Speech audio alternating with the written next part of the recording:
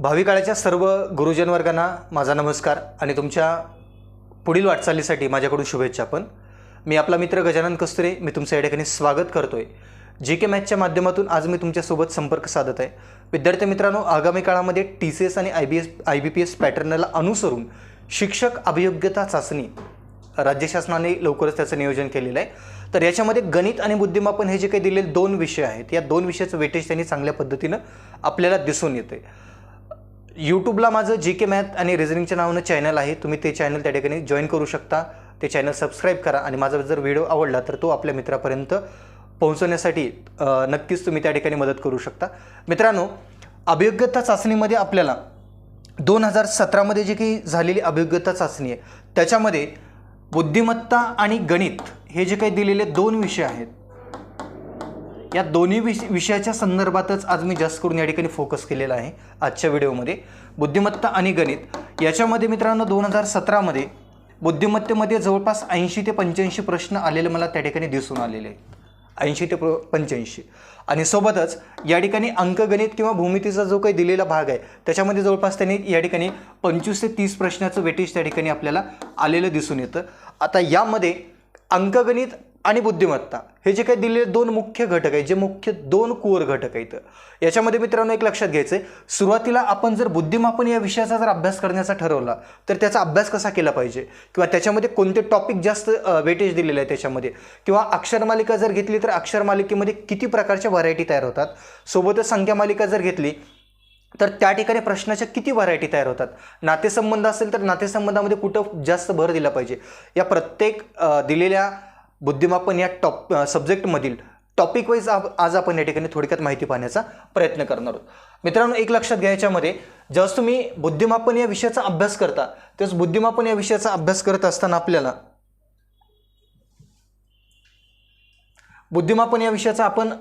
असताना आपल्याला या ठिकाणी जो काही दिलेला पहिला टॉपिक आहे तो पहिला टॉपिक येतोय तो म्हणजे श्रेणी पूर्ण करणे. आता या ठिकाणी श्रेणी पूर्ण करणे हा जो दिलेला टॉपिक आहे त्याच्यामध्ये नेमकं काय विचारलं जातं, हा टॉपिक याच्यावरती जवळपास 3 प्रकारचे प्रश्न बनतात आणि ते एक्झाममध्ये विचारलेले आहेत.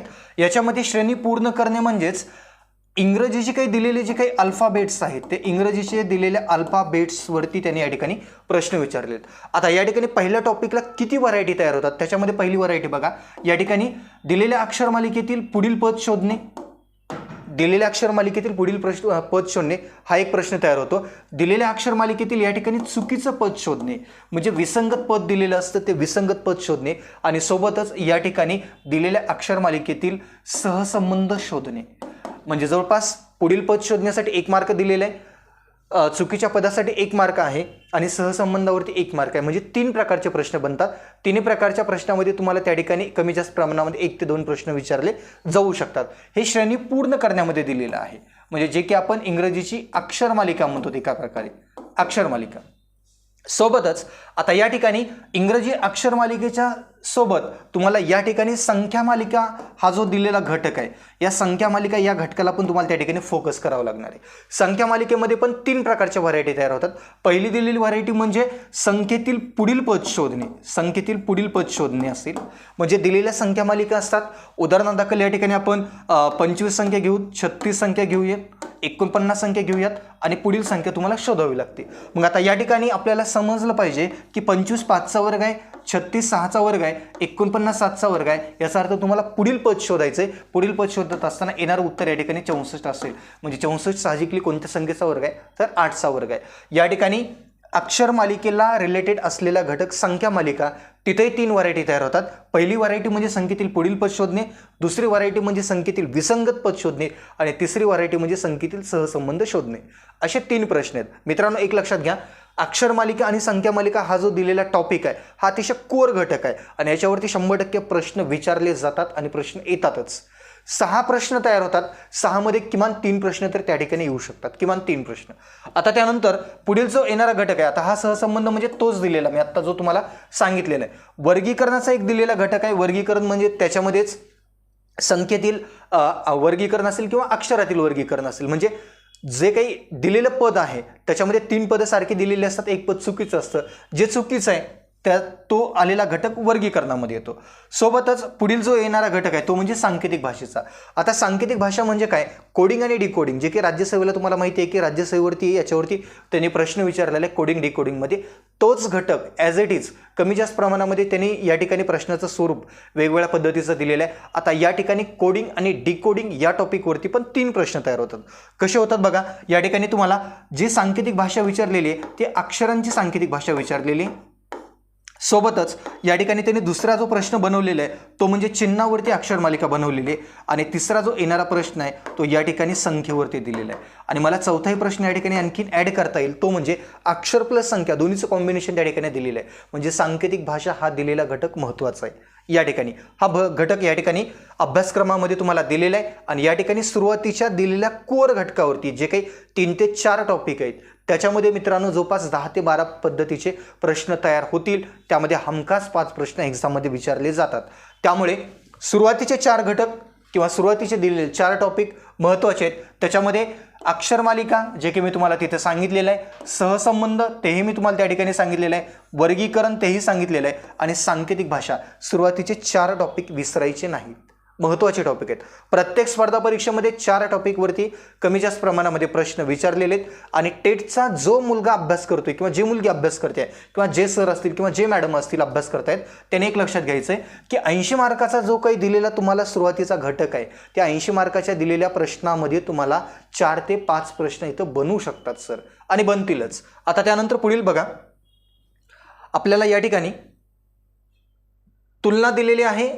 या ठिकाणी तुलना हा 6 नंबरचा घटक जो आहे, 5 नंबरचा आणि 6 नंबरचा घटक मी तुम्हाला त्या ठिकाणी सुरुवातीलाच घेतलेला आहे. आता इथं दिलेली जी काही तुलना आहे, आता तुलना म्हणजे 2 व्यक्तीमधील तुलना असेल, लहान मोठेपणा असेल त्यांच्यामधील किंवा उंचीमधील तुलना असेल, जे काही असेल ते प्रश्न या ठिकाणी विचारलेले आहेत. विशेषतः तुलनामध्ये तुम्हाला एक समजलं पाहिजे की उंचीवरती प्रश्न दिलेले आहेत. ए हा बी पेक्षा मोठा आहे तर बी हा सी पेक्षा जर लहान असेल तर दोघांमध्ये सर्वात मोठा कोण, अशा पद्धतीचे प्रश्न त्यांनी तुलनामध्ये दिलेले. किंवा प्रश्न मार्क जे काही दिलेले असतात, मार्क एक एला 10 मार्क पडले, बीला 20 मार्क पडले, बी आणि ए या दोघांपेक्षा सीला त्याच्या तुलनेमध्ये जास्त मार्क पडले, हे जे काही दिलेले प्रश्न आहेत ते तुलनामध्ये येतात आणि या ठिकाणी प्रश्न विचारलेले आहेत. आता गणिती जे काही दिलेले क्रिया आहे याच्यावरती एखादा प्रश्न विचारला जाऊ शकतो, एखादा प्रश्न.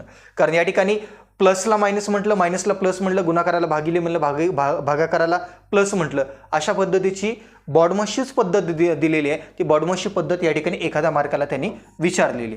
सोबतच क्रमवारी आणि गणना. आता क्रमवारीमध्ये या ठिकाणी मित्रांनो बैठक व्यवस्था जी काही दिलेली आहे, बैठक व्यवस्था. आता या ठिकाणी रांगेतील प्रश्न असतील किंवा सोबतच तुम्हाला एखादा टेबल दिलेला असतो, तुम्ही जेवणासाठी वगैरे एका टेबलवरती बसलेले आहात किंवा त्या ठिकाणी दिलेली पंचकोनी आकृती असेल, षटकोनी आकृती असेल, त्या संदर्भात या ठिकाणी रांगेमधील दिलेले प्रश्न किंवा क्रमवारी इथं त्याने विचारलेली. ओके, या ठिकाणी 1-2 पद्धतीचे प्रश्न तयार होतात आणि 2 पद्धतीच्या प्रश्नाचं वेटेज त्या ठिकाणी तुम्हाला दिसून येणार आहे. आता या ठिकाणी पुनर्मांडणीचा एक दिलेला प्रकार आहे, ते ज्या पद्धतीने सांगतात प्रश्नामध्ये जे काही दिलेलं आहे त्या पद्धतीनुसार तुम्हाला त्याची मांडणी करावी लागते. तोही घटक त्यांनी त्या ठिकाणी विचारलेला आहे. सोबत आता या ठिकाणी बैठक व्यवस्था हे आत्ताच घेतलेला आहे आपण. अंतर आणि दिशाज्ञान हा अतिशय महत्त्वाचा टॉपिक आहे. याच्यावरती एक 3 ते 4 पद्धतीचे हमखास प्रश्न विचारले जाऊ शकतात. आता यामध्ये अंतर आणि दिशाज्ञानमध्ये पहिला जो बनणारा प्रश्न आहे याच्यामध्ये तुम्हाला किलोमीटरमध्ये अंतर दिलेलं असतं आणि या ठिकाणी पायथागोरसचा प्रमेय वापरावा लागतो. हा एक प्रश्न झाला.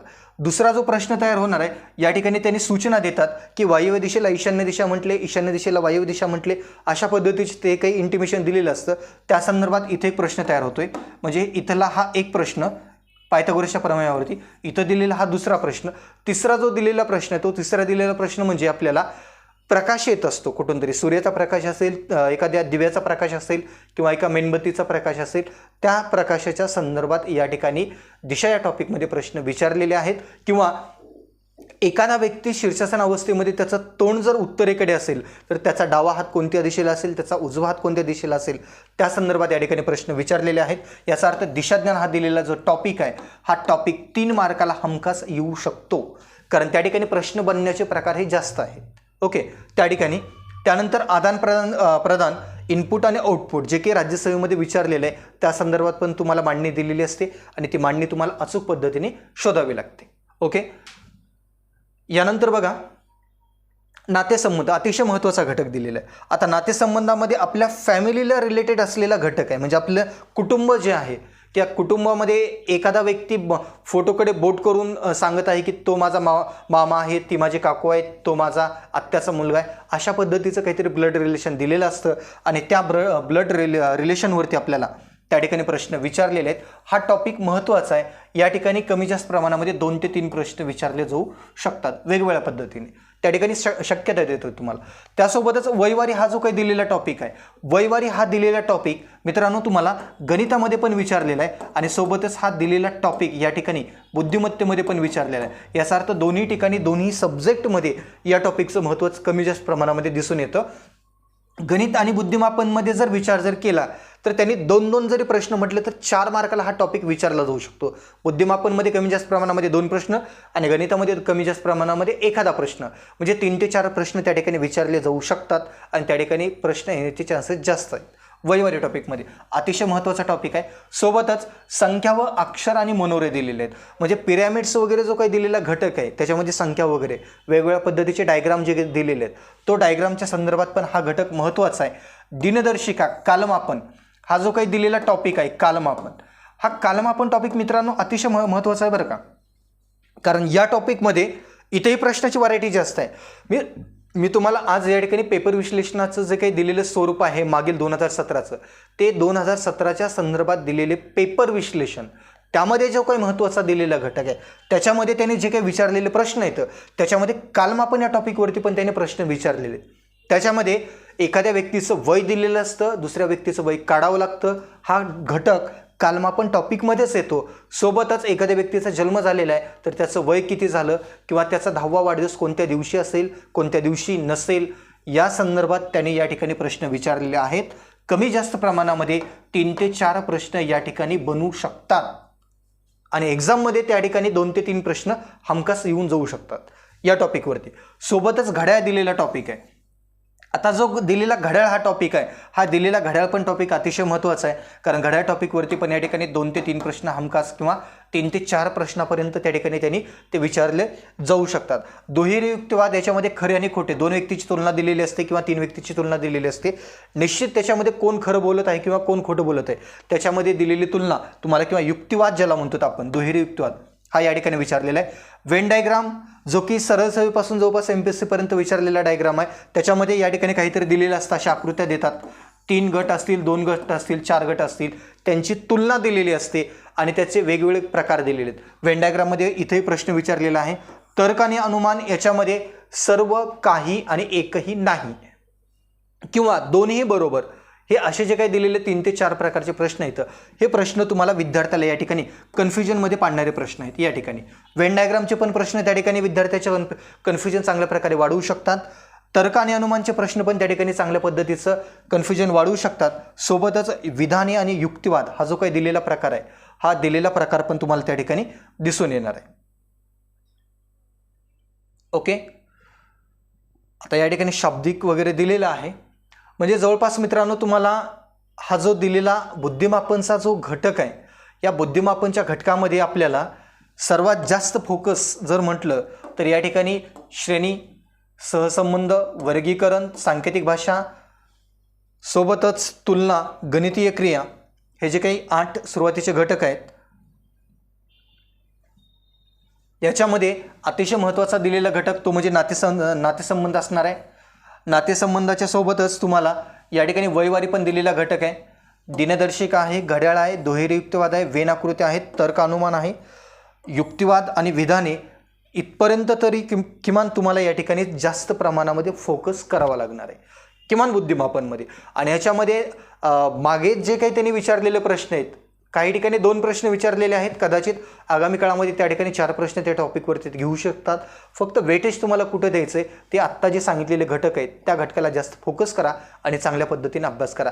कारण शिक्षक अभियोग्यता चाचणीमध्ये आपल्याला जो 80 मार्काचा दिलेला कोर घटक आहे बुद्धिमापनचा, जर तुम्ही त्या ठिकाणी प्लस राहिलात तर 100% तुमचा त्या ठिकाणी फायदा होणार आहे. सोबतच या ठिकाणी जो की गणिताचा दिलेला आपल्याला जो भाग आहे, आता या ठिकाणी गणिताच्या दिलेल्या भागामध्ये आपल्याला काय अभ्यासायचं आहे तर संख्या आणि संख्येचा प्रकार हा जो काही दिलेला घटक आहे मित्रांनो, या ठिकाणी संख्या व संख्येचा जो काही दिलेला घटक आहे त्याच्यामध्ये 3 ते 4 पद्धतीचे प्रश्न बनलेले आहेत आणि ते विचारले जाऊ शकतात. बेसिकमध्ये तुम्हाला मूळ संख्यावरती प्रश्न येऊ शकतो. एखाद्या नैसर्गिक संख्येची बेरीज, नैसर्गिक संख्येच्या वर्गांची बेरीज किंवा नैसर्गिक संख्येच्या घनांची बेरीज, इथं पण एखादा प्रश्न येऊ शकतो. सोबतच शाब्दिक स्वरूपामध्ये वेगवेगळ्या पद्धतीचे प्रश्न दिलेले आहेत. त्यामुळे संख्या व संख्येचा प्रकार हा जो दिलेला पहिला टॉपिक आहे तो महत्त्वाचा टॉपिक आहे, अंडरलाईन करून ठेवा. सोबतच प्रत्यक्षात भागाकार न करता तुम्हाला विभाज्यतेच्या दिलेल्या कसोट्या आहेत. यामध्ये 72ची कसोटी विचारलेली आहे, 99ची कसोटी विचारलेली आहे, 36ची कसोटी विचारलेली आहे. सोबतच या ठिकाणी 15ची कसोटी असेल, 16ची कसोटी असतील. या कसोट्यावरती तुम्हाला स्टारच्या स्वरूपामध्ये प्रश्न विचारलेले आहेत. काहीतरी संख्या दिलेल्या असतात. आता उदाहरणादाखल ही संख्या घेतोय आणि स्टारच्या ठिकाणी कोणता अंक असेल किंवा या ठिकाणी दिलेल्या प्रश्नामध्ये कोणती कसोटी लागू होईल अशा पद्धतीचे त्यांनी प्रश्न विचारलेले आहेत. त्यामुळे विभाज्यतेच्या कसोट्या हा टॉपिक कमी लेखू नका. हा टॉपिक चांगल्या पद्धतीने विचारलेला आहे. 2 प्रश्न येऊ शकतात. आणि संख्या व संख्येच्या प्रकारामध्ये या ठिकाणी 3 ते 4 पद्धतीचे प्रश्न वेगवेगळ्या पद्धतीने बनवू शकतात. पुढील संख्या शोधा, मागची संख्या शोधा, समसंख्या शोधा, विषम संख्या शोधा, समसंख्येची बेरीज काय, विषम संख्येची बेरीज काय, शाब्दिक उदाहरणं, वेगवेगळ्या प्रकारच्या व्हरायटीज आहेत. त्यामुळे हा टॉपिक IMP करा, अतिशय महत्त्वाचा टॉपिक आहे. सोबतच अपूर्णांक जो दिलेला टॉपिक आहे, अपूर्णांक या टॉपिकमध्ये तुम्हाला अपूर्णांकामध्ये तुलना दिलेली असेल, 2 अपूर्णांकाची, 3 अपूर्णांकाची, 4 अपूर्णांकाची, शाब्दिक उदाहरणं त्याचा पण भर त्याने दिलेला आहे. अपूर्णांकाची बेरीज, अपूर्णांकाची वजाबाकी, गुणाकार, भागाकार याही ठिकाणी त्याने विचारलेलं आहे. त्यामुळे IMP असलेला हा पण घटक विसरू नका. पदावली, बॉडमॉसची पद्धत, संख्येने संख्येच्या प्रकारामध्ये तुम्ही कव्हर करू शकतात. लसावी आणि मसावी या ठिकाणी इथं प्रश्न विचारलेले आहेत मित्रांनो. ते सिग्नलच्या संदर्भात असतील, फुलाच्या संदर्भात असतील किंवा वेगवेगळ्या पद्धतीचे असतील. किंवा 2 संख्येचा गुणाकार असेल, लसावी काढा, 2 संख्येचा भागाकार असेल तर मसावी किती, अशा पद्धतीचे प्रश्न त्यांनी या ठिकाणी विचारलेले आहेत. हा पण IMP घटक आहे. या ठिकाणी शेकडेवारी बऱ्याच विद्यार्थ्यांच्या आवडीचा हा टॉपिक आहे. शेकडेवारी या ठिकाणी एखाद्या संख्येचा प्रति शेकडा, प्रति 100, प्रति काय या संदर्भात प्रश्न विचारलेले आहेत. त्यामुळे हा टॉपिक पण IMP करून घ्या. नफा तोटा इथं पण प्रश्न विचारलेले आहेत. म्हणजे तुम्हाला जवळपास शेकडेवारी, नफा तोटा, या ठिकाणी सूट, कमिशन व दलाली हा पण टॉपिक महत्त्वाचा आहे. सरळ व्याज व चक्रवाढ व्याज ह्या जवळपास एकाच ह्याच्यामध्ये तुम्ही कव्हर करू शकता. त्याच्यामध्ये हे इथं दिलेले दिसून येतील. सोबतच आपल्याला सरासरी ही जी काही दिलेली आहे, सरासरी वेगवेगळ्या पद्धतीची विचारलेले, 2 व्यक्तीची असेल, वयांची असेल किंवा गुणांची असेल किंवा खेळातील रन वगैरे जे असतील त्यांची सरासरी या ठिकाणी विचारली जाते. गुणोत्तर आणि प्रमाण हा जो काही दिलेला टॉपिक आहे हा पण महत्त्वाचा आहे. कारण वयवारीचे जे काही दिलेले प्रश्न आहेत या गुणोत्तर आणि प्रमाण या टॉपिकवरती आधारित असलेले दिसून येतील आपल्याला. आता यामध्ये चलन हा महत्त्वाचा टॉपिक आहे. हा जो चलन दिलेला आहे, भागीदारी पण हा महत्त्वाचा टॉपिक आहे. म्हणजे जवळपास तुम्हाला गणितामध्ये जे काही मी आत्ता दाखवलेले पूर्ण टॉपिक आहे ते पूर्ण टॉपिक तुम्हाला कव्हर करावेच लागतील. कारण या ठिकाणी कुठे ते प्रश्न विचारले जाऊ शकतात हे आपण सांगू शकत नाही. पण वेटेज जे आहे तुम्हाला शाब्दिक उदाहरणात चांगल्या पद्धतीने कव्हर करावं लागणार आहे. त्यामध्ये नफा तोटा असेल, शेकडेवारी असेल, सूट असेल, दलाली असेल किंवा सोबतच इथं दिलेले काळ, काम, वेग हा टॉपिक महत्त्वाचा आहे. एखादा व्यक्ती कामासाठी गेला, 12 दिवस काम करतोय, 5 दिवसामध्ये संपवतोय, अशा पद्धतीचे काहीतरी त्यांनी प्रश्न दिलेले आहेत. घातांक टॉपिक मित्रांनो महत्त्वाचा आहे. घातांकामध्ये जे काही दिलेले 10 नियम आहेत, 10 ते 12 नियम, तर ते 10-12 नियम जर तुम्हाला व्यवस्थित पाठांतर असतील आणि प्रॅक्टिस जर केला तर 100% तुम्हाला घातांक टॉपिक या ठिकाणी तुमचा कव्हर होणार आहे. सोबतच वर्ग आणि वर्गमूळ हा दिलेला टॉपिक हा पण महत्त्वाचा आहे. आणि या ठिकाणी मी जे तुम्हाला आत्ता सांगितलं होतं ना, वयवारी हा दिलेला टॉपिक, हा वयवारी दिलेला पण टॉपिक या ठिकाणी महत्त्वाचाच आहे. ओके, अशा पद्धतीने तुम्हाला या ठिकाणी शिक्षक अभियोग्यता चाचणीसाठी संभाव्यता वगैरे जे टॉपिक आहे ते सोपे आहेत. पण वेटेज शाब्दिक उदाहरणावरती द्या. बुद्धिमत्तेमध्ये सुरुवातीचे 5 ते 6 घटक व्यवस्थित करा. तिथं कोर प्रश्न आहे, कोर घटक आहे, त्या ठिकाणी प्रश्नाचं वेटेज जास्त आहे आणि प्रश्न विचारला जाऊ शकतो.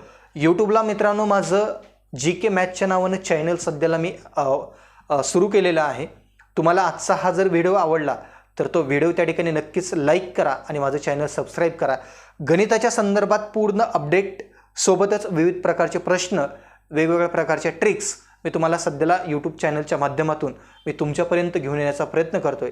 आज या ठिकाणी थांबतोय. धन्यवाद.